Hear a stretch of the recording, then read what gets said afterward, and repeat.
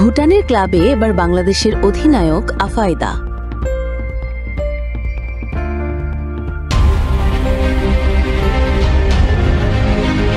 ভুটানের club royal Thimphu college football club অর্থাৎ RTC তে খেলবেন বাংলাদেশ জাতীয় দলের অধিনায়ক আফিদা খন্দকার।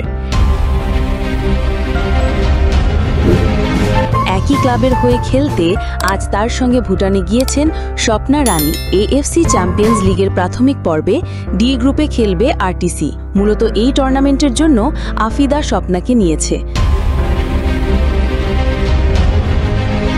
ক্লাবটিতে আগে থেকেই খেলছেন বাংলাদেশের তহুরা খাতুন, শামসুন্নাহার জুনিয়র ও শাহেদা আক্তার রিপা।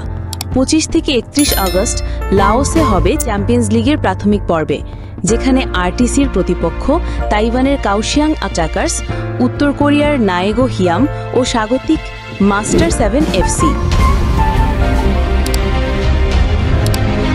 কিছুদিন আগেই একই স্টেডিয়ামে বাংলাদেশের হয়ে অনূর্ধ্ব-20 এশিয়ান কাপ বাছাইয়ে খেলেছেন আফিদা স্বপ্না। তাদের সঙ্গে আজ একই ফ্লাইটে সাফ অনূর্ধ্ব-17 নারী চ্যাম্পিয়নশিপ খেলতে ভুটান গিয়েছে বাংলাদেশ অনূর্ধ্ব-17 দল। ফারজানা শারমিন সেতু, প্রিমিয়ার স্পোর্টস।